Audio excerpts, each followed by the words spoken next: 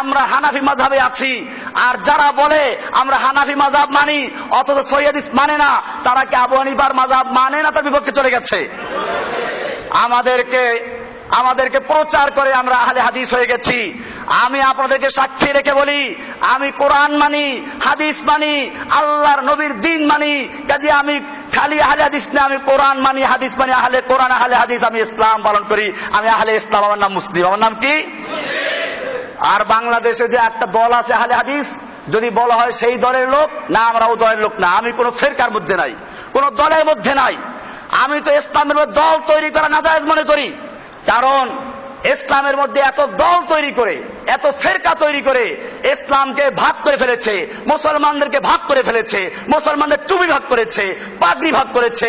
ভাগ করতে করতে বিভিন্ন দলে দলে ভাগ করে আজকে মুসলমানদেরকে চতুর্দিকে মারা হচ্ছে, মুসলমান দুর্বল হয়ে পড়েছে। ভাইরা আমার, আল্লাহর রাসূল সাল্লাল্লাহু আলাইহি ওয়াসাল্লাম পরিষ্কার করেছেন, সাবধান করে দিয়েছেন।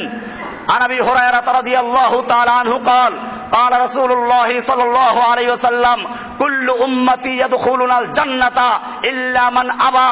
আল আবু হুরায়রা থেকে বর্ণিত, রাসূল আকরাম সাল্লাল্লাহু আলাইহি ওয়াসাল্লাম বলছেন, কুল্লু উম্মতি, আমার সমস্ত উম্মত, ইয়াদখুলুনাল জান্নাতা, সবাই জান্নাতে যাবে, ইল্লা মান আবা, তবে যে একমাত্র আবা, অস্বীকার করলো সে ছাড়া।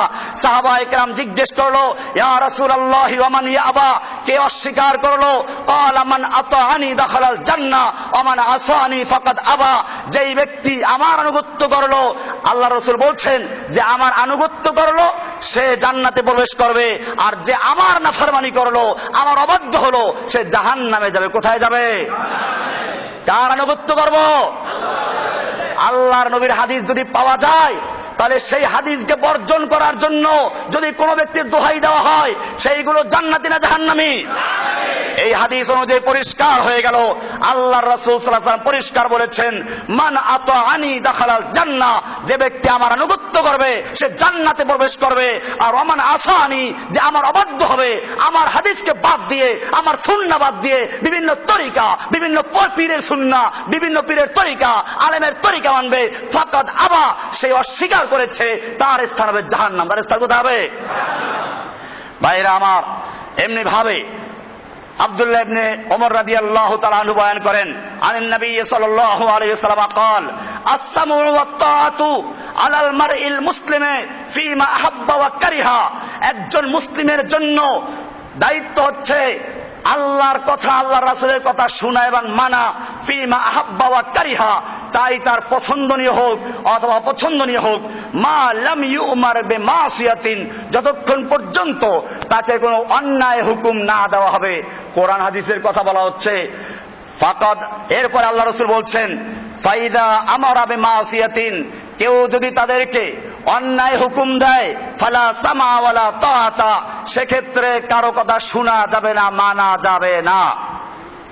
এই হাদিসটা আছে মুসনাদে আহমদের হাদিস নাম্বার 6278, বুখারী শরীফের 6725, মুসলিম শরীফের 1839, আবু দাউদ শরীফের 2626, তিরমিজি শরীফের 1707, আর নাসাই শরীফের 4206, ইবনে মাজার 2864, এরকম ইবনে আবি শাইবা এর 33703 নম্বর হাদিস, ইবনুল জারুদের 1041 নম্বর হাদিস, আবু আওয়ানার হাদিস 7108 নম্বর হাদিস, বাইহাকির 5117 নম্বর হাদিস, দাইলামির 3568 নম্বর হাদিস। এতগুলো কিতাবে বলা আছে, যখন কোন ব্যক্তি কোরআন সুন্নাহর বিপরীতে, আল্লাহ আল্লাহর রাসূলের আনুগত্যের বিপরীত হুকুম দেয়, ফালা সামা ওয়ালা তাআতা, সেই ক্ষেত্রে যে হোক না কেন তার হুকুম মানা যাবে না, তার হুকুম শোনা যাবে না। ভাইরা আমার, এমনি ভাবে এই জন্যই প্রত্যেক ইমাম, ওই ইমামদের কোনো দোষ না।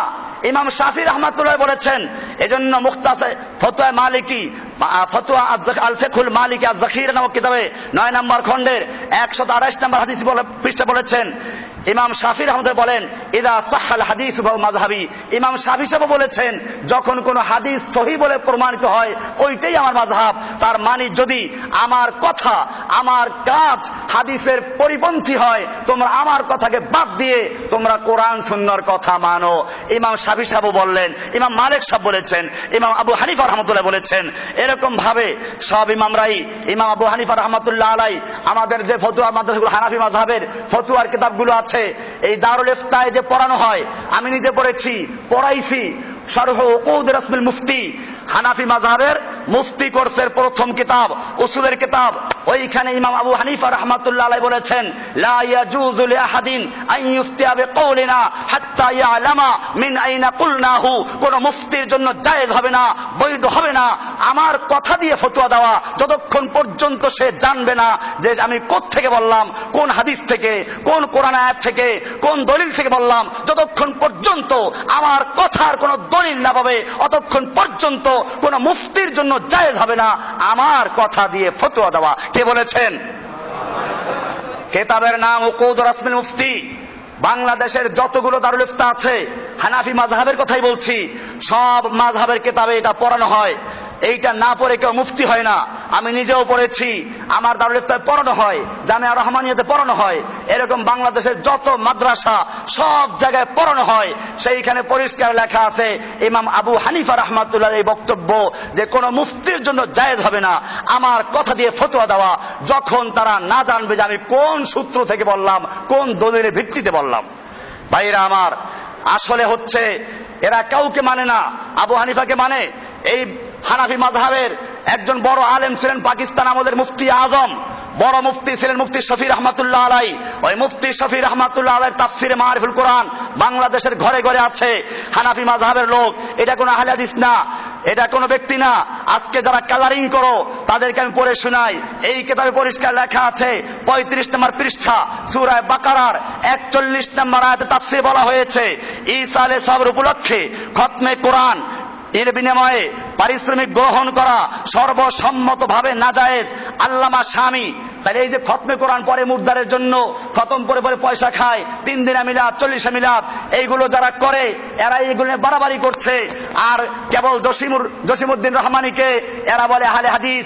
আমি একটা ফতোয়া আজকে হানাফি মাযহাব বাড়ি দিচ্ছি না। হানাফি মাযহাবের কিতাব মারিফুল কোরআন ইসলামিক ফাউন্ডেশন প্রথম এটাকে 8 খণ্ডে তাফসীর বের করেছে, এখন সংক্ষিপ্ত করে মদিনার থেকে 1 খণ্ডে বের করেছে। আপনাদের ঘরে ঘরে এটা হয়তো থাকবে, কারণ আগে হজে গেলে ফ্রি দিত। সেই কিতাব আমার হাতে আছে, 35 নম্বর পৃষ্ঠা সূরা বাকারার 41 নম্বর আয়াতের তাফসীরে লেখা আছে যে আল্লামা শামী দুররে মুখতারে সরা এবং শিফাউল আলিম নামক গ্রন্থে বিস্তারিত ভাবে এবং অকাট্য দলিল সহ একথা প্রমাণ করেছেন যে কোরআন শিক্ষাদান অথবা অনুরূপ অন্যান্য কাজ যেমন ইমামতি করা, মুয়াজ্জিনি করা, হাদিস ও ফিকহ শিক্ষাদান করা, এগুলোর জন্য আগে সরকারি ভান্ডার থেকে বেতন দেওয়া হতো। ইসলামী খেলাফত ব্যবস্থা না থাকার কারণে এগুলোর জন্য যার উপরে দ্বীন ও শরীয়তের স্থায়িত্ব ও অস্তিত্ব নির্ভর করে সেগুলোর জন্য প্রয়োজন মতো এগুলোর বিনিময়ে বেতন পারিশ্রমিক গ্রহণ করা অনুমতি দেওয়া হয়েছে। কিন্তু এই যে এইগুলো বাদ দিয়ে লেখা আছে এখানে যে কোরআন শিক্ষাদান বা অনুরূপ অন্যান্য কাজের বিনিময়ে পারিশ্রমিক গ্রহণের যে অনুমতি পরবর্তীকালের ফকিগণ দিয়েছেন, তার কারণে এমন এক ধর্মীয় প্রয়োজন যে তাতে বিচ্যুতি দেখা দিলে গোটা শরীয়তের বিধান ব্যবস্থার মূলে আঘাত আসবে। মানে ওই যে ইমামতি করে, মুয়াজ্জিনি করে, শিক্ষাদান করে, হাদিস কোরআন পড়াইয়ে যদি বেতন না নেওয়া হয় তাহলে দিন ধ্বংস হয়ে যাবে। সুতরাং এই অনুমতি এসব বিশেষ প্রয়োজনের ক্ষেত্রেই সীমাবদ্ধ রাখা একান্ত আবশ্যক। এজন্য পারিশ্রমিকের বিনিময়ে মৃত্যুদের ঈসা আলাইহিস সালামের উদ্দেশ্যে কোরআন খতম করানো বা অন্য কোন দোয়া কালাম ওজিফা পড়ানো সম্পূর্ণ হারাম, কারণ এর উপর কোন ধর্মীয় মৌলিক প্রয়োজন নির্ভরশীল নয়।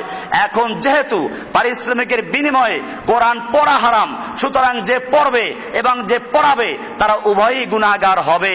বস্তুত যে পড়েছে সেই যখন কোনো সওয়াব পাচ্ছে না, তখন মৃত্যু আত্মার প্রতি সে কি পৌঁছাবে? একেবারে স্পষ্ট লেখা, কোনো ব্যাখ্যার দরকার নাই। এটা কি কোনো আহলে হাদিসদের কিতাব? এটা হানাফি মাযহাবের গুরুত্বপূর্ণ এখন যার ছেলে মাওলানা মুফতি তকি উসমানী পাকিস্তানের সবচেয়ে বড় আলেম, সারা দুনিয়ার হানাফি মাযহাবের সবচেয়ে বড় আলেম এখন তারই ছেলে, পাকিস্তানের শরিয়া আদালতের চিফ জাস্টিস ছিলেন মুফতি তকি উসমানী, তার আব্বার লেখা কিতাব। এই কিতাবে পরিষ্কার বলে দিয়েছে, মৃত্যু ব্যক্তির ইসালে সওয়াবের জন্য খতমে কোরআন পড়ে, দোয়া পড়ে, ওজিফা পড়ে পয়সা গ্রহণ করা, যে দেয় সেও হারাম খায় দেয়, আর যে খায় সেও কি করে। এরকম ভাবে অনেক বিষয় আছে যেই বিষয়গুলো হানাফি মাযহাবের ফতোয়া, অথচ সেগুলো মানে না। আর যখন কেউ হক কথা বলে, সহি কথা বলে, তখন প্রচার করে উনি অমুক হয়ে গেছে তমুক হয়ে গেছে। আমি পরিষ্কার বলি, ইসলাম ছাড়া আমার কোনো দল নেই, মুসলিম ছাড়া আমার কোনো পরিচয় নেই। আমি যত ফেরকা আছে সমস্ত ফেরকাগুলোকে ঘৃণা করে বর্জন করেছি। আমার ধর্মের নাম কি? মিল্লাত আবিকুম ইব্রাহিম হুয়া সাম্মাকুমুল মুসলিমিন। সূরা হজের ৭৮ নম্বর আয়াতে আমাদের পরিচয় দেওয়া হয়েছে, মিল্লাত আবিকুম ইব্রাহিম, তোমাদের মিল্লাতের নাম তোমাদের পিতা রেখেছেন, ইব্রাহিম আলাইহিস সালাম রেখেছেন, হুয়া সাম্মাকুমুল মুসলিমিন, সেটা হচ্ছে কি? মুসলিমুন। এরকম ভাবে কোরআনুল কারীমের সূরা ফুসসিলাত এর ৩৩ নম্বর আয়াতে বলা হয়েছে, ওমান আহসানু কওলাম মিম্মান দাআ ইলাল্লাহি ওয়া আমিলা সালিহান ওয়া ক্বালা ইন্নানি মিনাল মুসলিমিন। ওই ব্যক্তির চেয়ে আর কার কথা ভালো হতে পারে যে মানুষকে আল্লাহর দিকে আহ্বান করে। কার দিকে আহ্বান করে? ওয়া আমিলা সালিহান, এবং সে নেক আমল করে, ওয়া ক্বালা ইন্নানি মিনাল মুসলিমিন, এবং সে নিজের পরিচয় দেয়, সে বলে ইন্নানি মিনাল মুসলিমিন, আমি একজন মুসলিম। সুতরাং আমাদের পরিচয় কি? আমাদের ধর্মের নাম কি? এছাড়া আমাদের কোন দল আছে? কোন ফেরকা নাই, কোন দল নাই, আমরা কোন ফেরকার মধ্যে নাই।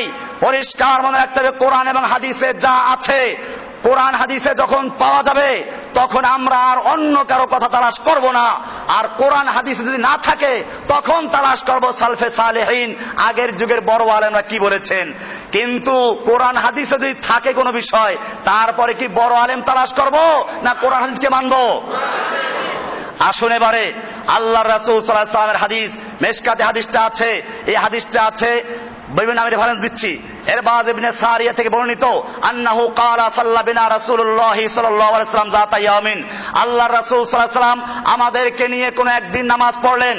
সুম্মা আকবাল আলাইনা, এরপরে তিনি আমাদের দিকে ফিরে বসলেন। ফাওয়াযানা মাউইযাতান বালিগাতান, আমাদের উদ্দেশ্যে তিনি একটা তাৎপর্যপূর্ণ ওয়াজ করলেন। ওয়াযানা, ওয়াজ করলেন আমাদের উদ্দেশ্যে, মাউইযাতান বালিগাতান, তাৎপর্যপূর্ণ, ফাসাহাত বালাগাতপূর্ণ ওয়াজ করলেন। জারাফাত মিনহাল উয়ুনু, যার ফলে আমাদের চোখ দিয়ে পানি এসে গেল। ওয়াজালাত মিনহাল কুলুবু, আমাদের অন্তরগুলো সব নরম হয়ে গেল।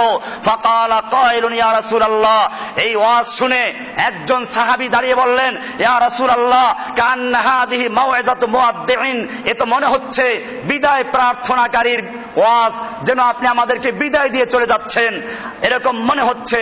মুআদ্দিন ফামাযা তাহাদু ইলাইনা, আপনি আমাদেরকে কি অঙ্গীকার নিচ্ছেন, আমাদেরকে কি ওসিয়াত করছেন? ফাকালা, আল্লাহর রাসূল সাল্লাল্লাহু আলাইহি ওয়াসাল্লাম ওসিয়াত করছেন, ও মুসলিম জাতি, এটা নবীর ওসিয়াত, কোন পীরের ওসিয়াত না, মুফতি জসিমউদ্দিন রহমানীর ওসিয়াত নয়। শুধুমাত্র হাদিস শুনিয়ে দিচ্ছি, হাদিস মেশকাতে আছে, আরো বিভিন্ন কিতাবে আমি রেফারেন্স দিচ্ছি। আল্লাহর নবীর ওসিয়াত ভালো করে শুনো। আল্লাহর নবী বলেছেন, ওসিকুম বিতাকওয়াল্লাহ, আমি তোমাদেরকে আল্লাহর তাকওয়া, আল্লাহ ভীতি অর্জন করার জন্য ওসিয়াত করছি। ওয়াসসামি ওয়াত তাআতে, এবং তোমাদের যে মুসলিমদের আমির হবে, খলিফাতুল মুসলিমিন, খেলাফত ব্যবস্থা হলে পরে যে তোমাদের খলিফা হবে, আর খেলাফত না থাকলে তোমাদের একজন আমির থাকবে, তোমরা সেই আমিরের হুকুম মেনে চলবে, শুনবে, মানবে। ওয়াইন আবদান হাবাশিয়ান, যদি একজন হাবশি গোলাম হয় তার কথা মানবে। ফাইন্নাহু মাইয়াইশ মিনকুম বাদি, জেনে রাখো আমার পরে তোমরা যারা জীবিত থাকবে, আমার পরে যারা নতুন প্রজন্ম আসবে, ফাসায়ারা ইখতিলাফান কাসীরা, তারা অনেক মতবিরোধ দেখবে, মতভেদ দেখবে। ইখতিলাফান কাসীরা, অনেক মতবিরোধ দেখবে, অনেক মতভেদ দেখবে। ফাআলাইকুম বিসুন্নতি ওয়া সুন্নাতিল খুলাফায়ে রাশিদিন আল মাহদিয়িন, তখন তোমরা কি করবে? অনেক দল, অনেক মত, আমার অনেক ভাইরা বলেন এত দল, এত মত, আমরা কই যাব? ও ভাই, এই অজুহাত দিয়ে তোমাকে বাঁচতে চলবে না। আল্লাহর নবী পরিষ্কার বলেছেন, অনেক দল হবে, অনেক মত হবে, এরপরে কি করতে হবে তা বলেন নাই? তুমি চিংড়ি মাছ কিনতে গেলে তালাশ করো পচা চিংড়ি কোনটা ভালো কোনটা, শাড়ি তালাশ করো। রমজান মাসে এখন রোজা বাদ দিয়ে ইবাদত বাদ দিয়ে মার্কেট করতে যাচ্ছ, ঘুরতেছো কোনটা ভালো দেখার জন্য। এত কিছু বুঝো, এটা বুঝবে না তুমি। আল্লাহর নবী পরিষ্কার করে বলেছেন ফাসায়ারা ইখতিলাফান কাসীরা, অনেক মতবিরোধ দেখবে, দলাদলি দেখবে। ফাআলাইকুম বিসুন্নতি ওয়া সুন্নাতিল খুলাফায়ে রাশিদিন আল মাহদিয়িন, জেনে রাখো তখন তোমাদের কাজ হবে আমার সুন্নাহ, মানে আমার তরিকা। হাদিসে সুন্নাত বলতে এই সুন্নাত মুস্তাহাব না, এই যে ফরজ ওয়াজিব সুন্নাত মুস্তাহাব এগুলো ভাগ করছে পরবর্তী ফোকাহারা ফেকার মাসলা বয়ান করতে গিয়ে। আল্লাহর নবীর হাদিসে যখন সুন্নতি আসে তার মানে আমার তরিকা। আল্লাহর রাসূল সাল্লাল্লাহু আলাইহি ওয়াসাল্লাম বলছেন ফাআলাইকুম বিসুন্নতি, খবরদার তখন তোমাদের করণীয় হচ্ছে, আবশ্যকীয় হচ্ছে বিসুন্নতি, আমার সুন্নাতকে আঁকড়ে ধরা, ওয়া সুন্নাতিল খুলাফায়ে রাশিদিন আল মাহদিয়িন, আমার খুলাফায়ে রাশিদা আবু বকর ওমর ওসমান যারা খেলাফত চালিয়েছেন তাদের তরিকা অনুসরণ করা। তামাসসাকু বিহা, তোমরা এটাকে শক্ত করে ধরো। ও আদ্দু আলাইহা বিন নওয়াজিজ, তোমরা মারির দাঁত দিয়ে কামড়াইয়ে ধরো যেন ছুটে না যায়। এরপরে আল্লাহর রাসূল সাল্লাল্লাহু আলাইহি ওয়াসাল্লাম বলছেন ওয়া ইয়াকুম ওয়া মুহদাসাতিল উমুর, খবরদার তোমরা নতুন নতুন আবিষ্কৃত বেদাত যা ধর্মের মধ্যে সাহাবের জন্য তৈরি করা হয়েছে এই বেদাতগুলো থেকে বেঁচে থাকো। ফাইন্না কুল্লা মুহদাসাতিন বিদআ, জেনে রাখো সব নতুন আবিষ্কৃত ইবাদত বেদাত। ওয়া কুল্লা বিদআতিন দালালা, আর সমস্ত বেদাত হচ্ছে গুমরাহি, আর যত গুমরাহি নাসাইর রওয়ায়াত আছে ওয়া কুল্লা দালালাতিন ফিন্নার, সমস্ত গুমরাহির পরিণতি জাহান্নাম। আল্লাহ নবী পরিষ্কার করে দিয়েছেন। এই হাদিসটা আছে মুসনাদে আহমদের 17184 নম্বর হাদিস, আবু দাউদ শরীফের 4607 নম্বর হাদিস, তিরমিজি শরীফের 2676 নম্বর হাদিস, এরপর ইবনে মাজাহ শরীফের 42 নম্বর হাদিস, মুসনাদে হাকিমের 339 নম্বর হাদিস, এরকম ভাবে বাইহাকির 20125 নম্বর হাদিস, এরকম ইবনে হাব্বানের 5 নম্বর হাদিস, মুসনাদে দারিমির 95 নম্বর হাদিস। এতগুলো হাদিসে এই হাদিসটাকে উল্লেখ করা হয়েছে হাদিস সহিহ হাদিস।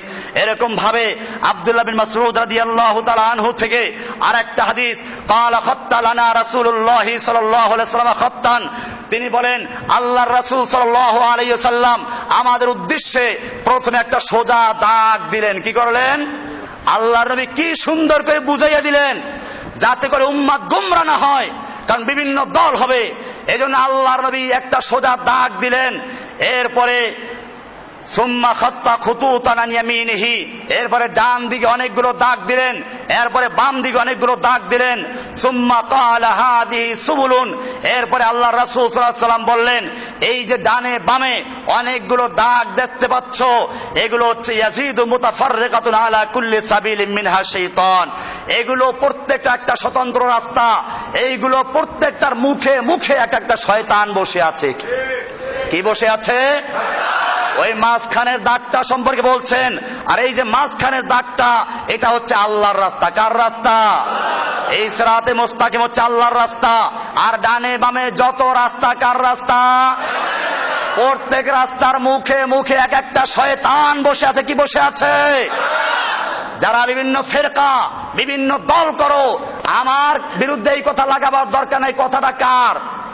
এই কথায় যদি কারো গায়ে লাগে এবং তার জন্য কে অভিযোগ করে, সেই অভিযোগটা কি জসিমউদ্দিন রহমানের বিরুদ্ধে না আল্লাহ নবীর বিরুদ্ধে? তোমরা আমাকে চ্যালেঞ্জ করতে পারো হাদিসে আছে কিনা। আমি যদি বলি মিশকাতের 30 নম্বর পৃষ্ঠায় প্রথম দুই হাদিসটা আছে, এরপরে রেফারেন্স দিচ্ছি আরো। এই হাদিস আল্লাহ নবী পরিষ্কার বললেন, এরপরে তিনি দলিল পেশ করলেন কোরআন আয়াত দিয়ে, ওয়ান্না হাযা সিরাতি মুস্তাকিমান ফাত্তাবিউহু। আল্লাহর নবী এই দাগ দিয়ে তারপরে হাত রাখলেন মাঝখানের দাগে, এরপরে বলছেন ওয়ান্না হাযা সিরাতি মুস্তাকিমা। আল্লাহর কালাম দিয়ে দলিল পেশ করছেন এটা আল্লাহর রাস্তা, এটা আমার রাস্তা, মুস্তাকিমান যা সরল সঠিক। ফাত্তাবিউহু, ও মুসলমান তোমরা এই একটা রাস্তার অনুসরণ করবে। তরিকা কয়টা? কার তরিকা? রাসূলের তরিকা। একটা তরিকা মানবে। ওয়ালা তাত্তাবিউস সুবুল, কিন্তু খবরদার খবরদার তোমরা ওই অনেকগুলো রাস্তার অনুসরণ করবে না, ডানে বামে অনেক রাস্তা, অনেক তরিকা, এই সমস্ত রাস্তার তোমরা অনুসরণ করবে না। ফাতাফাররাকা বিকুম আন সাবিলিহি, তাহলে কিন্তু তোমাদেরকে আল্লাহর রাস্তা থেকে সরিয়ে নিয়ে যাবে, শয়তানের রাস্তায় ঢুকিয়ে দিবে। কার রাস্তায় ঢুকাবে? আল্লাহর রাস্তা থেকে সরিয়ে নিবে। এই হাদিসটা মুসনাদে আহমদের 4142 নম্বর, সুনানে কুবরা নাসাই এর মধ্যে আছে 11174 নম্বর, মিশকাতুল মাসাবির 166 নম্বর হাদিস। এরকম ভাবে আল্লাহর নবী আরো স্পষ্ট করেছেন, আনাবি হুরায়রা রাদিয়াল্লাহু তাআলা আনহু قال قال رسول الله صلى الله عليه وسلم افترقت اليهود على 71 ফিরকাতান, জেনে রাখো ইহুদিরা 71 ফিরকায় বিভক্ত হয়েছিল।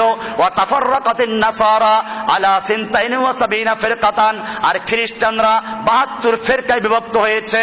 ওয়া তাফতারিকু উম্মতি আলা 73 ফিরকাতান, আর আমার উম্মত 73 ফিরকায় বিভক্ত হবে। কয় ফিরকায়?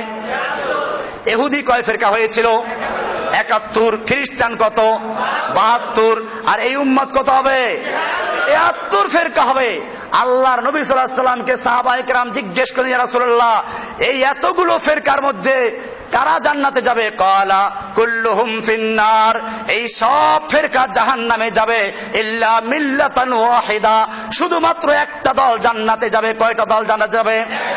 বাকি দল কোথায় যাবে? সেই একটা দলের পরিচয় কি? কিলা মানহিয়া ইয়া রাসূলুল্লাহ, সাহাবায়ে কেরাম জিজ্ঞেস করেন, ইয়া রাসূলুল্লাহ, সেই দলটি কারা, কি তাদের পরিচয়? আল্লাহর হাবিব ফরমান, ক্বালা মা আনা আলাইহি ওয়া আসহাবি, আমি এবং আমার সাহাবীরা যেই তরিকার উপরে আছি, যেই পথের উপরে আছি, যেই মতের উপরে আছি, এই পথে এই তরিকার উপরে যারা আছে একমাত্র তারা নাজাত পাবে, এছাড়া বাকি সব কোথায় যাবে? পরিষ্কার হয়ে গেল। আল্লাহর নবীর সময় এই তরিকাগুলো ছিল? আল্লাহর নবীর সময় দলগুলো ছিল? বোঝা গেল আল্লাহর নবীর দুনিয়ার থেকে চলে যাওয়ার পরে, সাহাবায়ে কেরামদের দুনিয়ার থেকে চলে যাওয়ার পরে যতগুলো দল তৈরি হয়েছে, যতগুলো মত তৈরি হয়েছে, যত ফেরকা তৈরি হয়েছে, সেই সমস্ত ফেরকা, সমস্ত দলগুলো বিদআত, ওগুলো বর্জন করা মুসলিমদের জন্য ফরজ। নবীর তরিকা ধরা জরুরি, ঠিক কিনা? কার তরিকা ধর্ম? কোরআন হাদিস অনুযায়ী আল্লাহ এবং আল্লাহর নবীর তরিকা ধর্ম, কোন পীরের তরিকা না।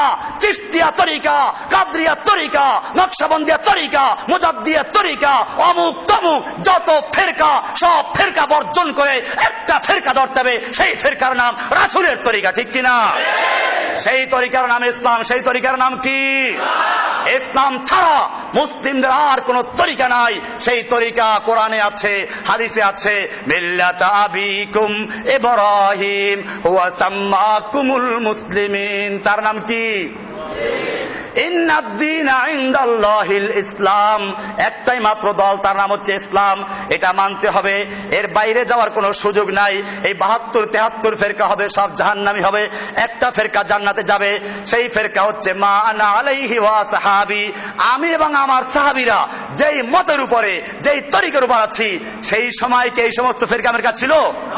এই হাদিসটা আছে আবু দাউদ শরীফের 4596 নম্বর হাদিস, তিরমিজি শরীফের 2640 নম্বর হাদিস, ইবনে মাজাহ শরীফের 3991 নম্বর হাদিস, মুসনাদে হাকিমের 10 নম্বর হাদিস, বাইহাকির 20690 নম্বর হাদিস, আহমদের আরো এক জায়গায় আছে 8377 নম্বর হাদিস, মুসনাদে আবু ইয়ালা এই হাদিসের 5910 নম্বর হাদিস, মুসনাদে ইবনে হাব্বান সহিহ ইবনে হাব্বানের 6247 নম্বর হাদিস, যেখানে বলা হয়েছে এই বিভিন্ন ফেরকা হবে।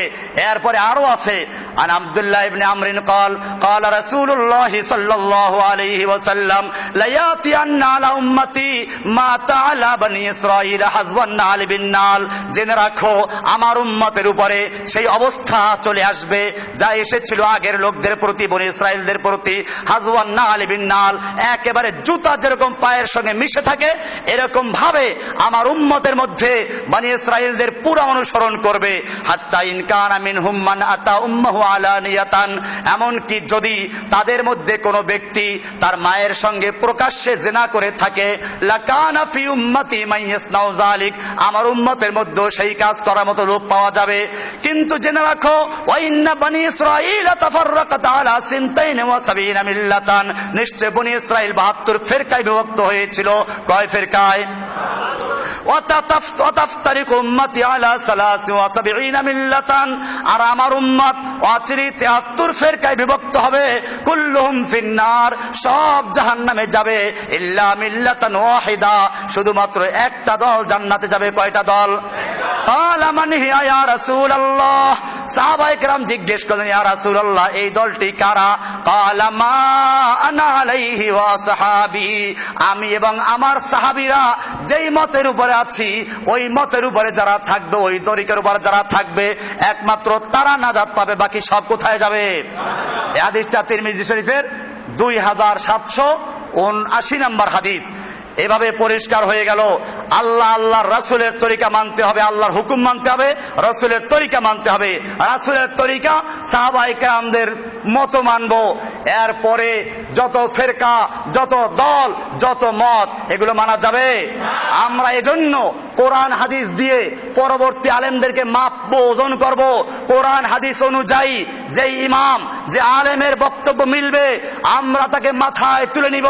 আর কোরআন হাদিসের পরিপন্থী যদি কোনো আলেম কথা বলে তা মানা যাবে?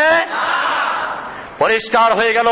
এবারে আল্লাহ রাসূল সাল্লাল্লাহু আলাইহি ওয়াসাল্লাম সাবধান করেছেন, জেনে রাখো আমার মাধ্যমে দিন মুকাম্মাল হয়ে গেছে, পরিপূর্ণ হয়ে গেছে। মানুষের অনেক বেদাত তৈরি করবে। সূরা মায়েদার 3 নম্বর আয়াতের একটা অংশ আল্লাহ তাআলা বলছেন, আল্লাহ নবীর মাধ্যমে দিন পরিপূর্ণ হয়ে গেছে। আল ইয়াউমা আকমালতু লাকুম দীনাকুম, আজকে আমি তোমাদের জন্য তোমাদের দিনকে মুকাম্মাল করে দিয়েছি। ওয়া আতমামতু আলাইকুম নি'মাতি, এবং আমি আমার নিয়ামতকে তোমাদের উপরে সমাপ্ত করে দিয়েছি। ওয়ারাদিতু লাকুমুল ইসলাম দীনা, এবং কিয়ামত পর্যন্তের জন্য তোমাদের জন্য ইসলামকে দিন হিসাবে মনোনীত করেছি। কাকে? আমাদের দিনের নাম কি? এটা কি অসম্পূর্ণ না পরিপূর্ণ? পরিপূর্ণ করে দিয়েছেন কে? পরিপূর্ণ কাকে বলে? মনে করুন এই মসজিদটা পরিপূর্ণ হয়ে গেছে, এখন যদি কেউ একটা স্বর্ণের ইট নিয়ে আসে, হীরকের ইট নিয়ে আসে আর বলে এইটা এক জায়গায় লাগাও, লাগান যাবে? আমি বলবো মসজিদ পরিপূর্ণ হয়ে গেছে, এখন যদি লাগাতে হয় কি করতে হবে? ভাঙতে হবে। ঠিক তেমনি ভাবে আল্লাহর রাসূল সাল্লাল্লাহু আলাইহি ওয়াসাল্লামকে আল্লাহ জানিয়ে দিলেন, আজকে আপনার জন্য এই দ্বীন ইসলামকে মুকাম্মাল করে দেওয়া হয়েছে, পরিপূর্ণ করে দেওয়া হয়েছে। এই ইসলামের মধ্যে কিয়ামত পর্যন্ত আর কোনো কিছু বাড়ানো যাবে না, কোনো কিছু ছাড়ানো যাবে না। ঠিক কিনা? বাড়াবাড়ি করা বেদাত, ছাড়াছাড়িও কি?